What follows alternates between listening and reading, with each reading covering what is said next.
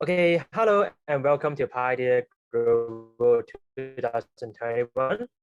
My name is Zachary. I'm very happy to be here and be your host for this session. I would like to now welcome Nicolas to be our speech. And the topic is why interactive data visualization matters for data science in Python. And Nicolas is VP of product and head of data visualization of PyData. He's a PyData expert, read pivot table and pivot table.js data analysis too. He studied in engineering and University of Toronto and previously worked in travel demanding modeling and for economic and tech communication and technology and healthcare analysis. So let me move the time to the Ricardo, please. Thank you. Hello, everyone from Montreal. My name is Nicolas Kruchten, and I am the head of data visualization at Plotly. I am really excited to give this talk today on why interactive data visualization matters for data science in Python. This isn't really a sort of Plotly focused talk. This is a bit more of an abstract, higher level talk, because as I talk to folks in the data science community, as part of my job, I often encounter this attitude that, interactive data visualization isn't for me. It's sort of something I do when my boss really needs it or when I'm presenting my results to somebody else. But here, here at Place, we do serious work. We don't need interactive data visualization, and I think that's kind of a shame because I think there's a lot more value to interactive viz than that attitude sort of admits. And so I wanted to give this talk, sort of lay out a clear case for why interactive data visualization sort of matters. So because this is not just a talk about Plotly, I'll be talking about a bunch of different libraries here, and all of my materials are available here at this URL, and I'll be in Slack a little bit later answering questions all day long if I don't get to your questions, although I will try and leave some time at the end. So to kick us off, I'll sort of quote Richard Hamming, who's a computer scientist. His credo sort of in the 60s was that the purpose of computing is insight, not numbers. And this is sort of an endlessly remixable quote. I think we could apply this to data science. The purpose of data science is insight, not models. And certainly this credo was taken up by data visualization researchers in the 90s. Ben Schneiderman said the purpose of visualization is insight, not pictures. And sort of my take on this that I'm going to use to introduce this talk is to say that interactive data visualization isn't just something you make, as in, oh, I made an interactive data visualization yesterday. It's also something that you do, as in, I did some interactive data visualization yesterday. And that's what I'd like to focus on, sort of interactive data viz as a process rather than as an artifact. So to kind of cut to the chase, here's the answer to the question that I pose in the title of my talk. Interactive data visualization matters for data science in Python because it can help get to more insights faster. And that's what I'd like to kind of try to show you through this talk. So here's a basic framework that I'll be using for thinking about interactive data viz for data science in Python. We've got a data scientist, we've got a Python system, and an interactive data viz is actually this loop. It's this process where the data scientist sort of does something, sends some action to the Python system, and the Python system responds with a data view. So a data view could be a table, it could be a graph, it could be a map, whatever it is. And sort of so long as we're engaging in this loop, we're doing interactive data visualization in Python. And I wanted to kind of talk about 4 levels of interactivity. So I've kind of made up this framework for this talk, but hopefully it will be useful for people. So the first level I'm going to call level 0, and maybe people will roll their eyes a little bit. But the first level I want to talk about is sort of this loop of edit code, get new view. And I think this is actually something that most data scientists using Python kind of do all the time. So let me give you a quick example of what this looks like. I'm here going to load up Seaborn and some tips data in JupyterLab. And I'm going to do what data scientists kind of do all day long. So I've got a data set where each row is a restaurant bill, and I'm going to make a plot. Here's a plot of the tip versus the total bill. And here's the interaction part. I can go and edit this code, say hue equals smoker, hit Shift Enter, and now I have a new data view. So that was the loop. The action was me sending some code, and the reaction from the system was the new data view. And I can keep going. I can get some lines on here by saying LM plot, and I can sort of see that the trend is a little bit different. You know, the average tip ratio is different for smokers, let's say, maybe not statistically significantly. I can add some columns. I can add some rows. And that kind of, oops, sorry, day. And that to kind of facet the data. And now I can kind of see like, oh, maybe this is kind of a weird outlier. This is, you know, an interesting trend inversion. So this is something that, that you can do, and you can kind of drive insights by iterating through the machine, through this process. So that's level 0. I've called it level 0 because it's kind of the baseline. And what I kind of like about this is that anybody who says to me that they don't really like interactive viz is kind of doing it anyway. But I don't make a big point of this. So the core sort of structure of my argument about why interactive viz matters is that as you progress through the levels, you can go faster and faster and get more insights. So let's get to level 1. Level 1 of interactivity is basically you manipulate a widget and the view changes.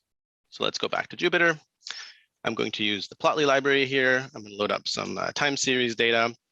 And let's make a plot with my time series data. And I've got a rolling average smooth here. And my rolling average window is 5. And let's say I want to play with that. So I make it 6. Okay, I make it 7. Okay. So I can kind of change it by using level 0 interactions, but I'm spending most of my time looking at my code and making sure I'm typing the right thing. So a faster way to do this, a more sort of deeply interactive way to do this, is to use something like the interact decorator for my PyWidgets.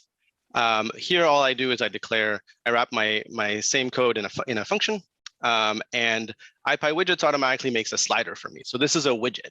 And now, as I play with this widget, as I drag it around, I can kind of dial in the curve quite quickly. And so let's say that actually the smooth that I'm looking for has this parameter 10.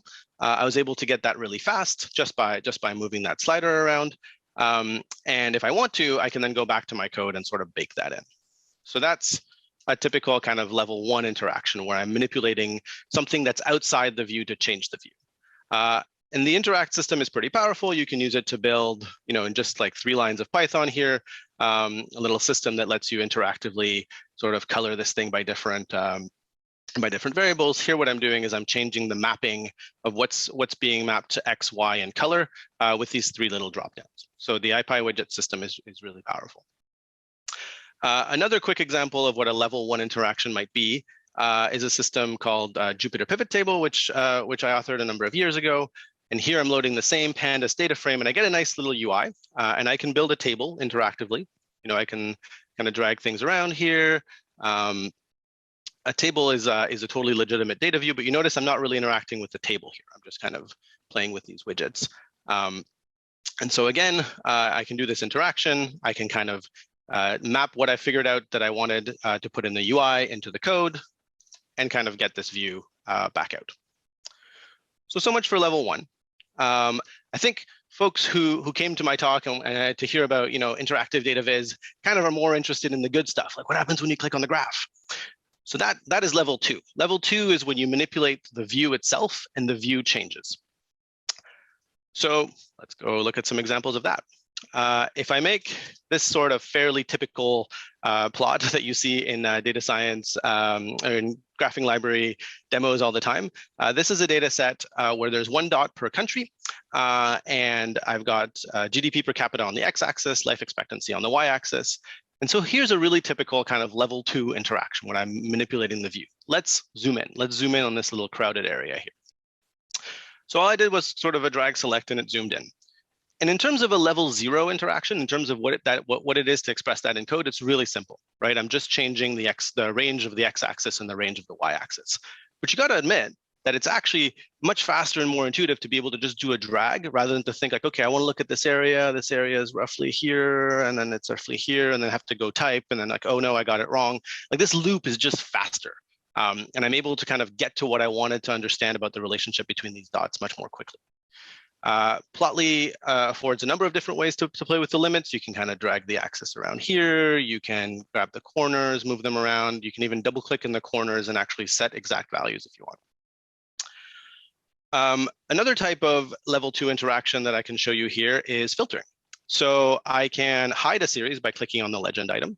I can bring it back. I can focus on a series just by double clicking on that legend item. So again, easy to do in code, just go and like edit the code and change the filter of the pandas data frame that I filled in. But this is sort of much more direct. I see the blue, I want the blue, I double click on the blue, I've got it. That loop is much faster, and I'm less thinking about how to go back to my code and more thinking about what I actually want to do with my data. So folks who have used Plotly before might be confused by why there's no tooltips. I turned them off for the first part of this, this section, but let me turn them back on. You actually have to work to turn them off because they're there by default. And to me, tooltips are sort of the real killer app of level 2 type interactions. So a tooltip sort of formally is two things. There's a hover interaction. I'm moving my mouse over a point, and then the visualization system is responding by putting an annotation at the place where I am hovering. And so in this particular case, I'm hovering over the Vietnam data point, and I've got this little tooltip. So why do I think that the tooltip is sort of the unsung hero of data viz? To me, it's basically because of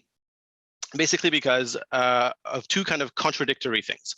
One, a tooltip is able to decode information more quickly and more precisely that was encoded in the data viz. So each dot here, I've got four columns of data mapped into it.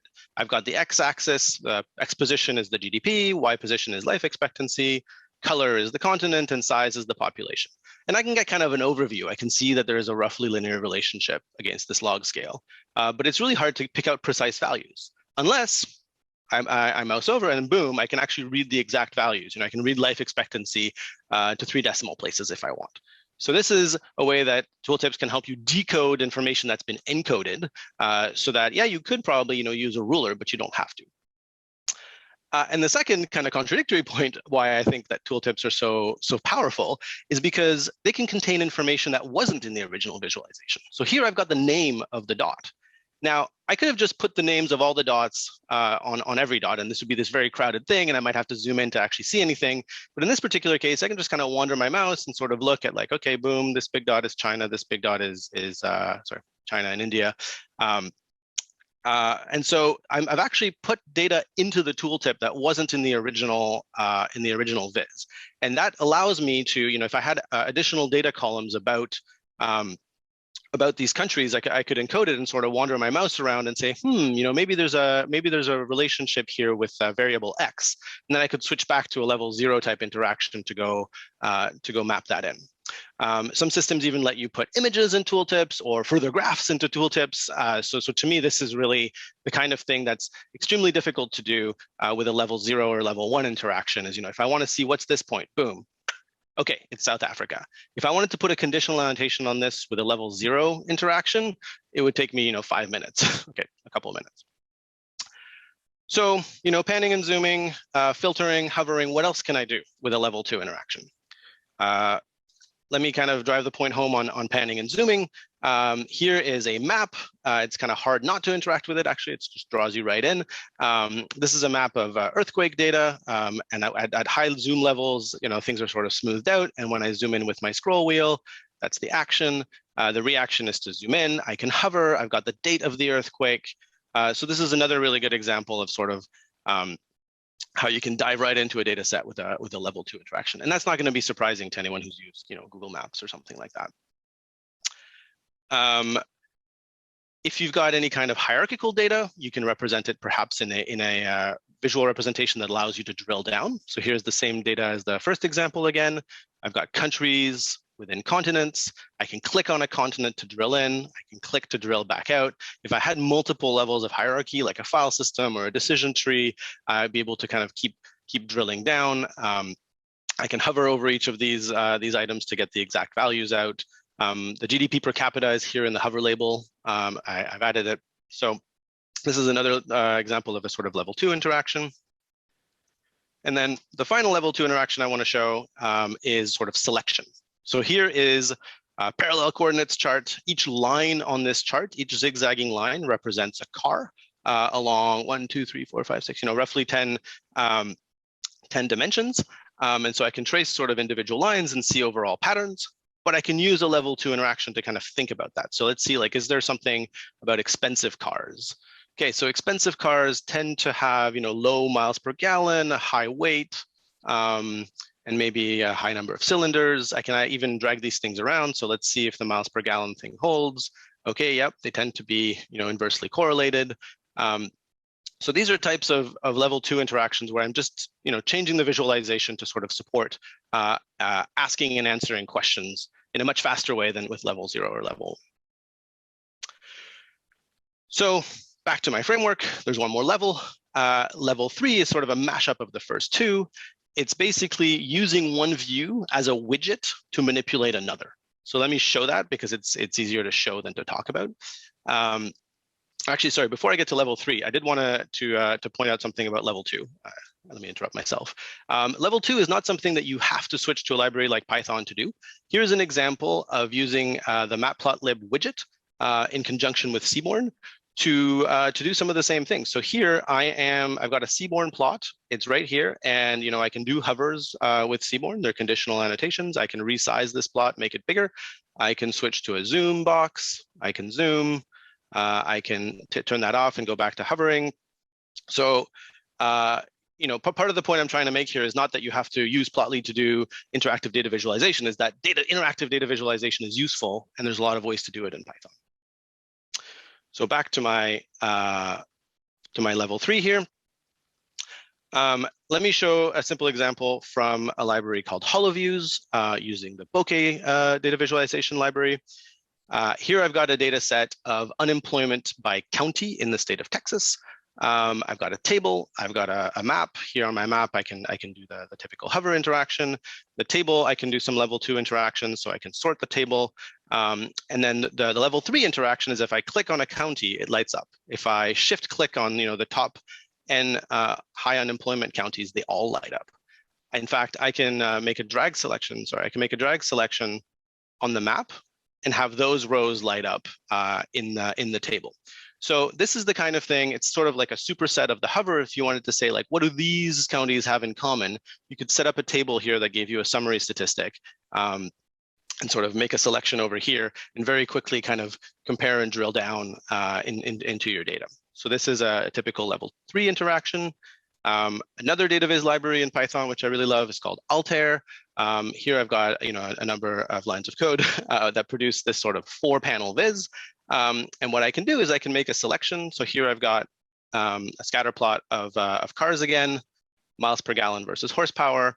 I've got my nice tooltip. I can see the year that the car was made in and the actual model name to identify individual points, typical level 2. And then the level 3 interaction is I can make a drag selection. And these summaries here, the mean acceleration for these cars, the mean weight in pounds, and then how many cars there are by cylinder.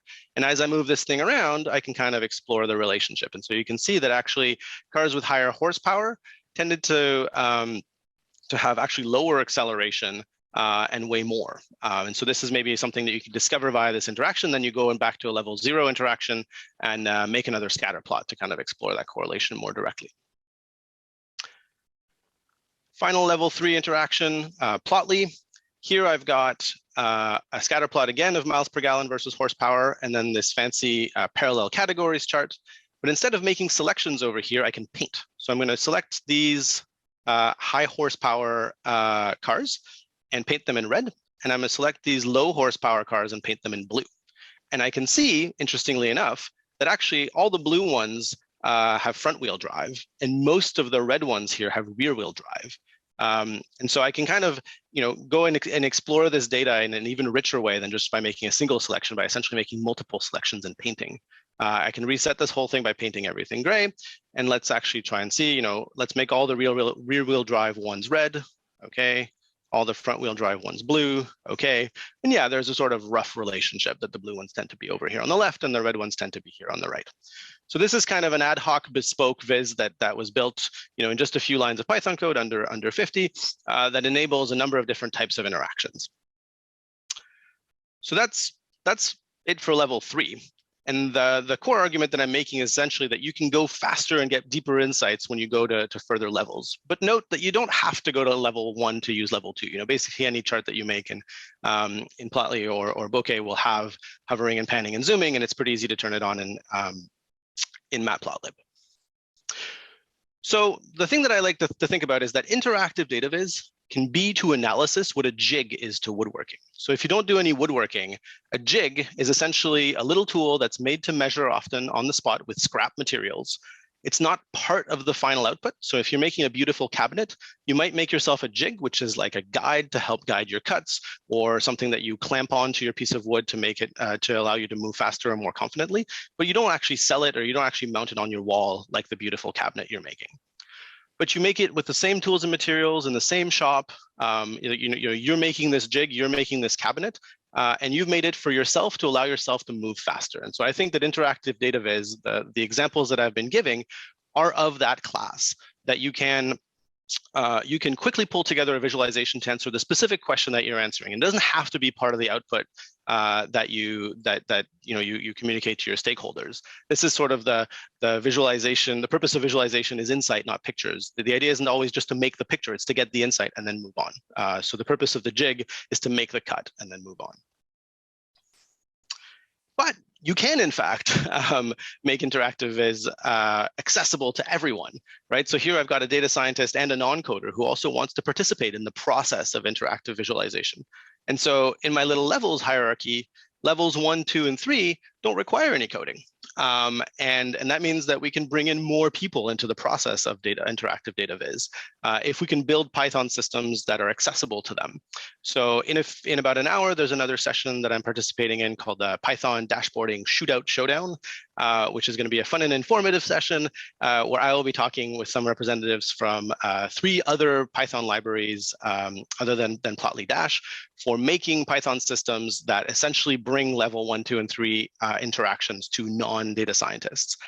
So please join that if you can. And if you're watching this later on YouTube, try and find the recording because to me, the skills needed to build these jigs that we can use for ourselves as data scientists are the same skills that are needed to build systems that bring in non-data scientists and non-coders into the process. And I think that can be really important and powerful.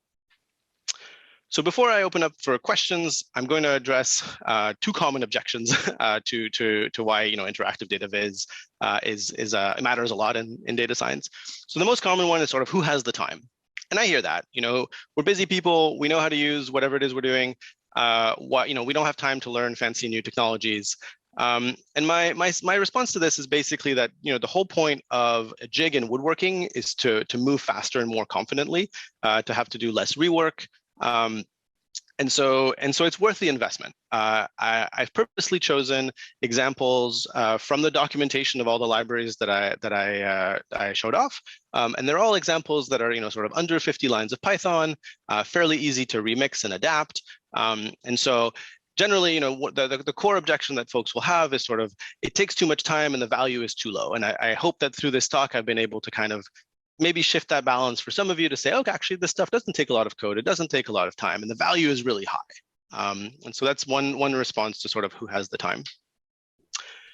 The second core objection that's quite a principled one is reproducibility, and I do want to acknowledge that one directly. It can be quite difficult to make reproducible code from a level 2 or 3 interaction. So, when I was painting in red and blue, if I actually wanted to capture that in code to be able to reproduce it, that's a little bit challenging. I do acknowledge that. I don't think it's a reason to throw out interactive viz altogether. To me, it's a challenge. It's sort of the frontier. Maybe tools like BambooLib and Mito, which I don't have time to show off here, should be the new standard. What those tools let you do is they let you make visualizations, and then there's a button that shows you the Python code that would reproduce the viz that you're looking at. Just want to let we have 5 minutes left. We just move to the question. Let me just get through my one last slide, please. Okay. The challenge that I would put to my fellow tool makers is that more systems should actually expose the code that can be used to reproduce the visualizations that interactions produce, because this is why we use Python, right? To automate and to reproduce. And maybe more notebook systems could have first-class support for injecting code back into the flow. So to sum up, interactive data viz matters for data science in Python because it can help get to more insights faster. That's my core claim. And if anyone wants to go deeper, I've got some links to some academic papers about sort of deep thinking about what interaction is and what it can be.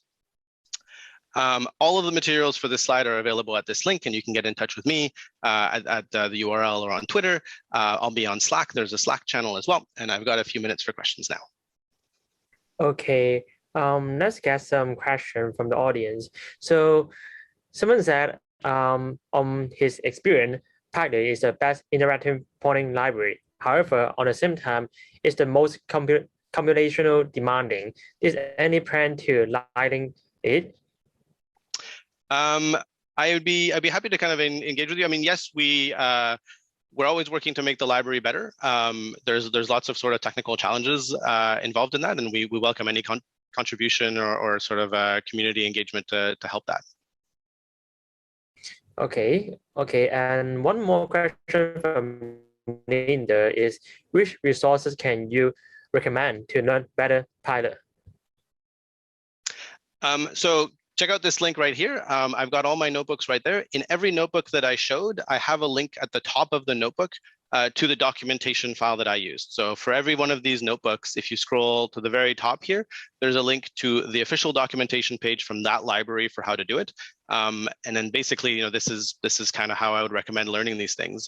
Read the documentation, ask yourself for any given situation you're in, for whatever data science task you're currently tackling, is there a jig? Is there something that would make this easier? If you find yourself sort of machine gunning through code viz, ask yourself, what would make this easier? And say like, oh, you know, that talk that I saw Nick give, go get that two-liner about the IPython interact and build yourself a slider and get your insight faster.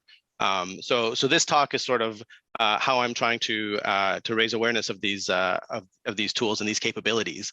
But to me, the core mission for this talk is to sort of raise people's awareness that this is a technique that you can use, and then the actual how you do it, which library you use, is sort of up to you.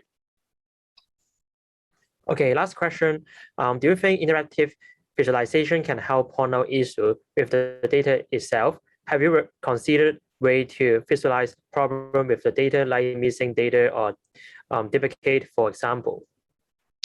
Yeah, so there, you know, one of the core tensions in database is that you're really visualizing the data that you've got, and if your data has problems, that's going to show up in the viz. Now, if you assume that your data, you know, is perfect, and you draw conclusions from your graphic, you may draw erroneous conclusions. So the first sort of tool is really critical thinking and asking yourself, you know, is this viz, does this show about the data what I expect to see in the data? And yeah, there's definitely, you can use the typical techniques of data visualization to detect you know, problems in the data. You can say, well, you know, I expect this number to be between 1 and 100. You make a histogram and you've got numbers at 1,000. Maybe this thing's been multiplied by 10. You can explicitly you know, sort of count values that are null and use typical data viz tools to diagnose those problems. So definitely a lot of thought has gone into this in the viz community. Most of the tools that I've shown exist to visualize your data as you've got it. So if there are nulls in the data, that will show up in whatever way each library sort of handles those. Okay, our time is over. Could you kindly move the discussion to the snack or gather time? Thank you, Nicolas, for your talk, for being part of the PyData Global 2021. Thank you so much.